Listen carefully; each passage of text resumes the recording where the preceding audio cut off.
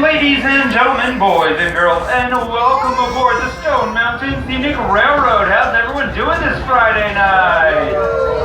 Oh, come on, guys. I know you've had a long day of adventures and playing hard, but let's try this again. How's everyone doing tonight? There we go. That's what I like to hear. My name is Joey. If you're wondering where this mysterious voice coming through your speakers is coming from, I'm the gentleman standing all the way at the very back of the train waving at you guys. Can you guys give me a friendly wave hello? Awesome, that's what I like to see. Welcome aboard. We're going to have a great time. Before we get going too far down the track, though, I do have a couple safety rules to go over with you. Dun dun dun. Rule number 1 for your safety and the safety of those around you.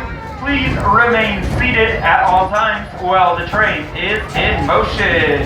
Again, now that the train is moving, please remain seated at all times. Rule number 2, for the safety of you and those around you, please keep all of your body parts and all personal belongings inside of the train car at all times. Also know that this train cannot and it will not stop to retrieve any item that is dropped from the train.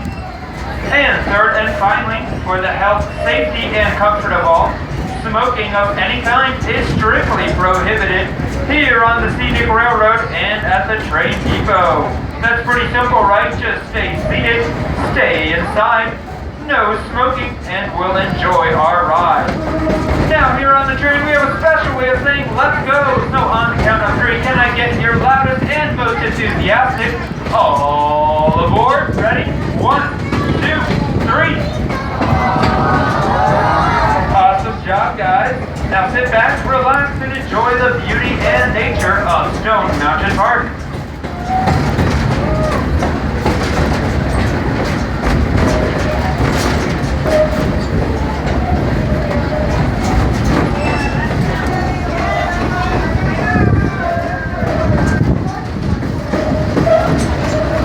You guys probably want to know a little bit about the train that we're riding on. The engine that was connected to our train was built in the 1950s. It weighs over 100 tons. The engine could travel up to 90 miles per hour. Who wants to crank it up to 90 right now? Yeah, let's do it! Oh, wait. We can't because of safety regulations. Plus, if we did go 90 miles an hour, guys, this trip would be over in only 3 minutes. And you'd miss out on all the beautiful sights that you're going to get to see around the mountain. There are actually 3 engines in the Rockline fleet, which you might get to see some of the other engines a little bit later as you go by the train shop. As we continue on, enjoy some of the pictures of our engines throughout the year.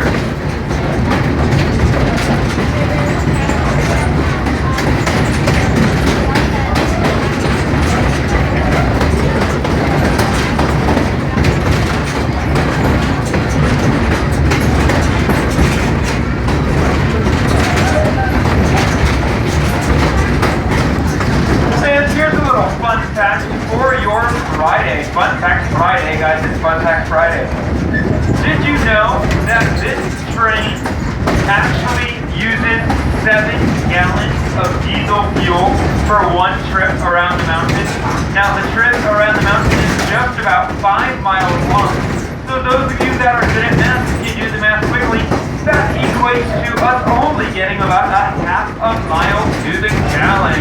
Yeah, I definitely would not want to drive this train out on 285. It wouldn't get very far very fast and would use a whole lot of fuel. Anyways, here in just a minute we're going to be coming up to the walk-up trail, so be sure to give a friendly wave to any trail goers that you see as we go by. Also be listening, you'll actually hear the train blow its horn in a very distinct pattern. It will blow its horn in a long, short, long pattern. Long, a short, and a long. Be listening. And it does that at each crossing to signal that we're about to cross a walkway or a road.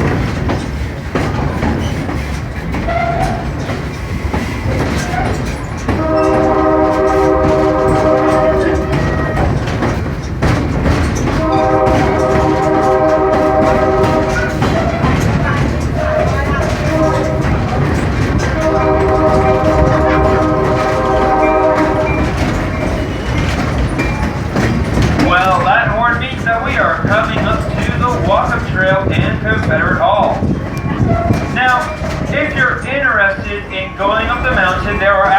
two ways up the mountain. The first is via our walk-up trail. The walk-up trail is exactly what it sounds like, a trail where you walk up the mountain. The trip takes anywhere between 30 and 60 minutes to get to the top. If you're like me, you might want to pack a lunch and make it a nice 3-hour tour. Your other option to get to the top is via our sky ride, which unfortunately was closed today due to high winds. Hopefully it'll be open tomorrow, the wind should lighten up. But that trip takes about 3 minutes to get to the top of the mountain.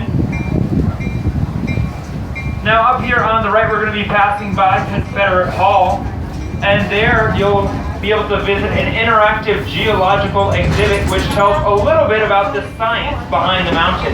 Like, did you know that Stone Mountain isn't a mountain at all? Yeah, conspiracy, that's right. It actually was called a monadnock, or a large hill outcropping.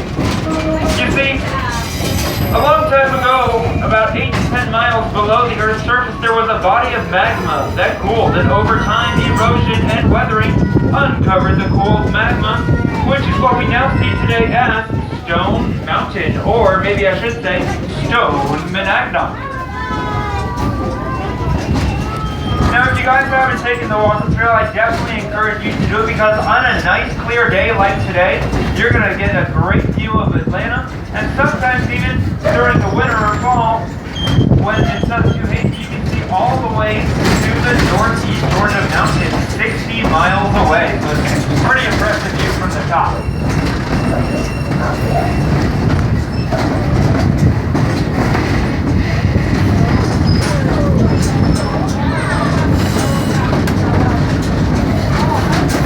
Now, the walk-up trail isn't our only trail that we have here at Stone Mountain. Actually, here over our right shoulder is where our Nature Garden Trail is, which is a nice little walk through the woods that allows you to explore some of the various plant species located here throughout the mountain. And then we also have our famous Cherokee Trail, which is a 5-mile trail.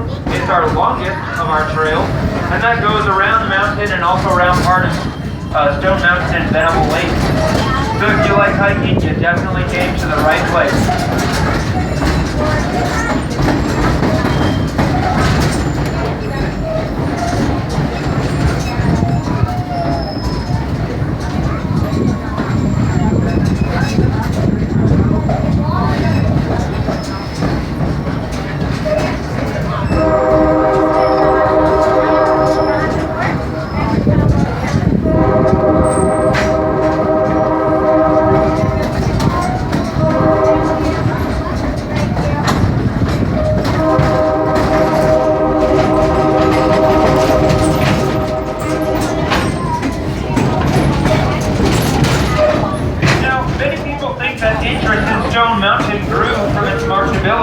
But that's just not quite true. You see, back in the early 17 and 1800s, before settlers even landed on the mountain, on the continent actually, there were explorers that came to the mountain.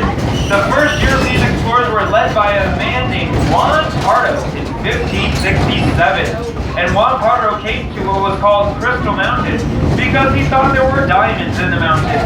So what he did is he filled up his ship and he took what he thought were diamonds back to the Queen of Spain, only to be ridiculed by the Queen of Spain for not knowing the difference between diamonds and the quartz that is found all throughout Stone Mountain. Talk about embarrassing. Still, Crystal Mountain was a pretty neat discovery. Settlers used the mountain as a landmark and a meeting place. In 1822, Stone Mountain was finally declared a part of DeKalb County, and around that time, the name Stone Mountain also started to stick.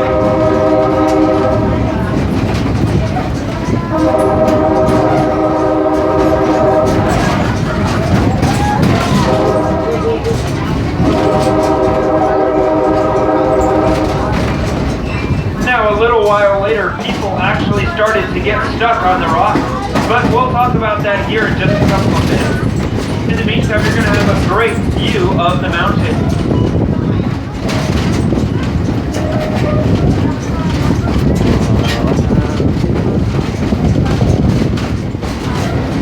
Now, what you are looking at here on the left is actually the largest piece of exposed exposed granite in the world. There is more than 20 billion cubic feet of granite above the Earth's surface, and that's only about 10% of the entire granite of Stone Mountain. The other 90% goes about 8 to 10 miles down into the ground and throughout the surrounding counties here in the Atlanta area. That is a lot of rock.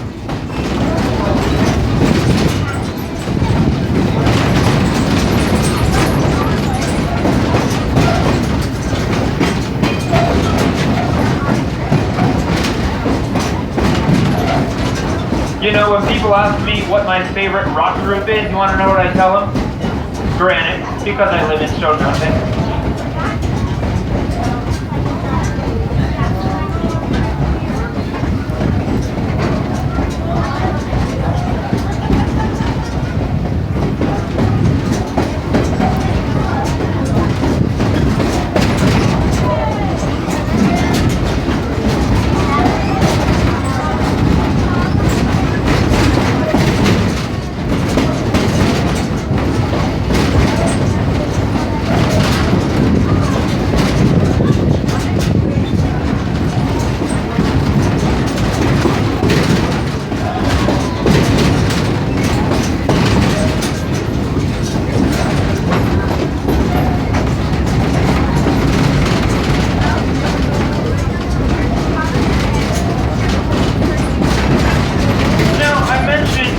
Gotten stuck on the mountain. Have any of you heard of a man named Elias Newer? Alright, well let me tell you a little bit about Elias Newer. He was known as part daredevil, part stuntman, and part acrobat. He performed daredevil stunts on the mountain like driving down the steep side of the mountain or sending cars and trucks off the top of the mountain to crash down below. That would be quite the show. Now he also rescued 36 people and several dogs who had fallen or become trapped on the mountain. He performed his very first rescue at the young age of 13. In addition to those heroic feats, he did those daredevil stunts. In a weird twist of events, he was actually named the safety supervisor of Stone Mountain. One of his first contributions was to build a safety fence around the top of the mountain that is still there today. If you travel up the walking trail, you might see the old man of the mountain's name carved into the rock, so be on the lookout.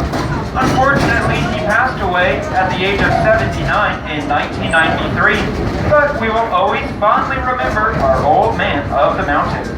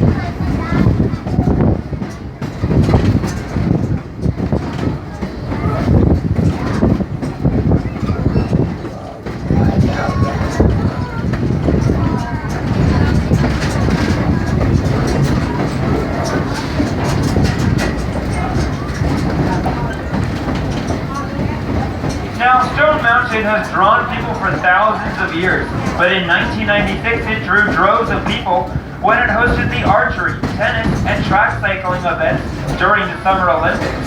Now, Stone Mountain Park continues to draw millions of people each and every year from near and far with its breathtaking views and acres upon acres of natural beauty.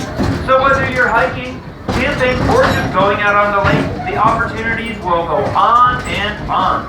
And well, with so many paths to choose from, I'm sure that you'll find just the right adventure.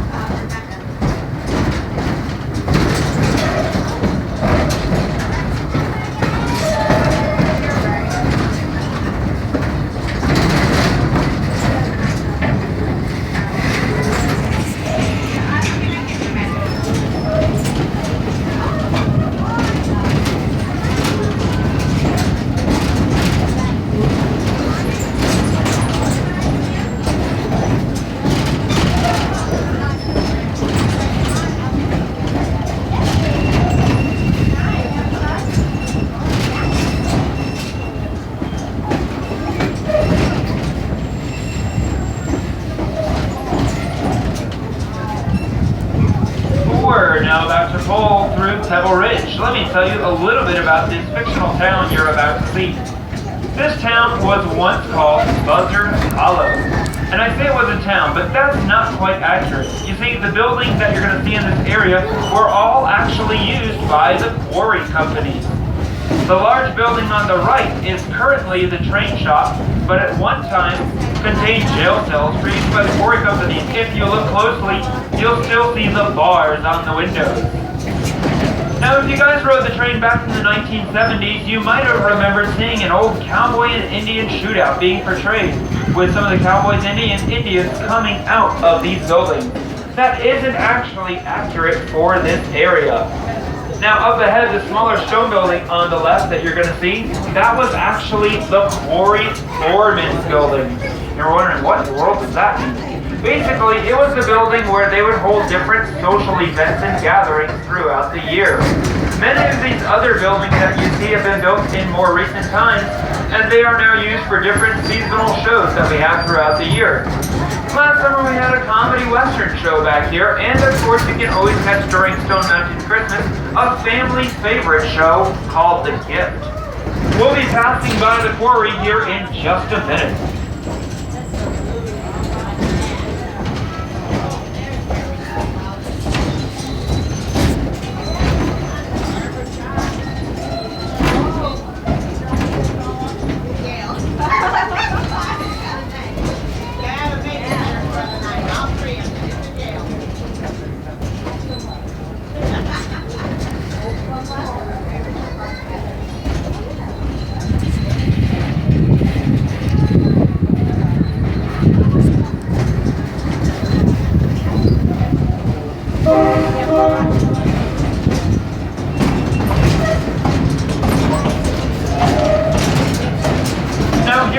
You're going to see two green enclosed train cars. Let me tell you a little bit about those cars.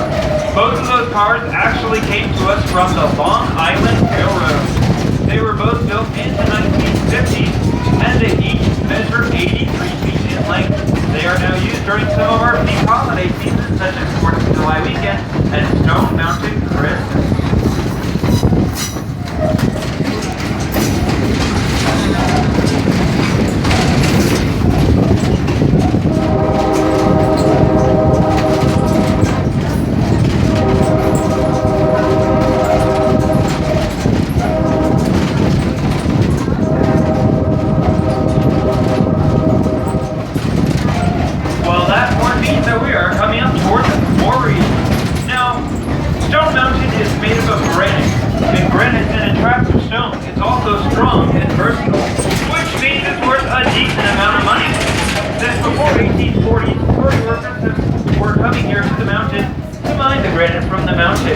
Stone Mountain granite can be found all over the world.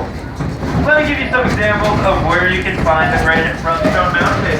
The base of the Lincoln Memorial is made of Stone Mountain granite.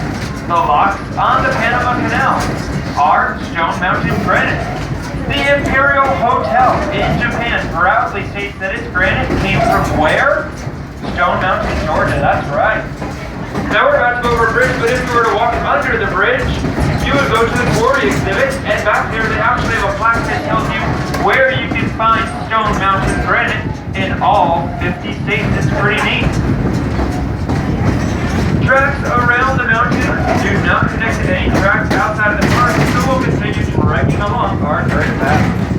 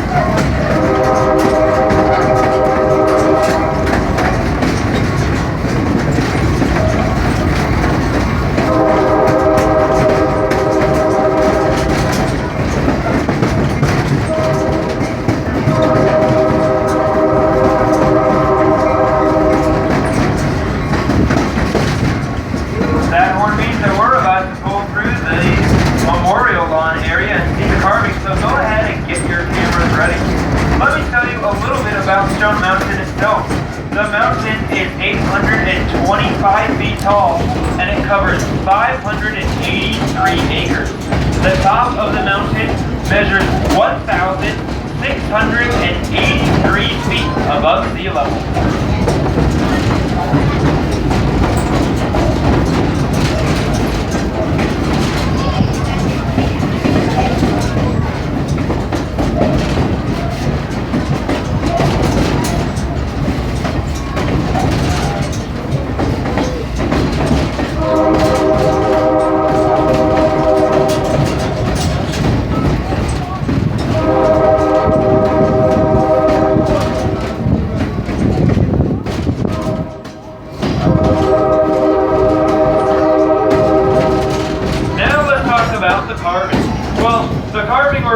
Entire carved surface of the memorial carving, that measures 3 acres. That's larger than a regulation football field, to put it in perspective.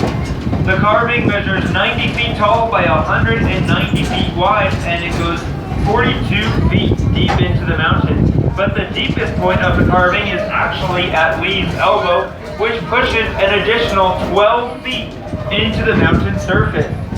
From left to right, you'll see Confederate President Jefferson Davis, General Robert E. Lee, and Lieutenant General Thomas Stonewall Jackson. They are each riding on their favorite horse. Davis is on Blackjack, Lee is on Traveler, and Stonewall Jackson is riding along on Little Sorrel. And well, it looks like we're about to ride our way right back into the train depot. Unfortunately, our final destination. Please remain seated until the train has pulled in and it comes to a full and complete stop. Once the train has stopped, I'll be making my way down to open up the exit gates for you, signaling that it is safe for you to exit the train. For your safety, please only allow a conductor to do this and do not open the exit gates on your own. All passengers must exit at the depot. As you exit, please gather all of your personal belongings, take small children by the hand, hold on to the yellow handrail on your way down the stairs, and watch that last step. If you enjoyed your ride, I'm sure the engineers would love to hear about it. So as you exit the train, take a left and head all the way down to the engine. They'd love to greet you and take pictures with you. To help keep our train clean, please dispose of any trash in the trash can located at the front of each train car. And on behalf of myself and the rest of the train crew, I'd like to say it's been a pleasure having you guys ride with us, and we hope you enjoy the rest of your evening here at Stone Mountain Park. Again, please remain seated until the train has pulled in and it comes to a complete stop, and a conductor has come to open up your gate for you. Thank you.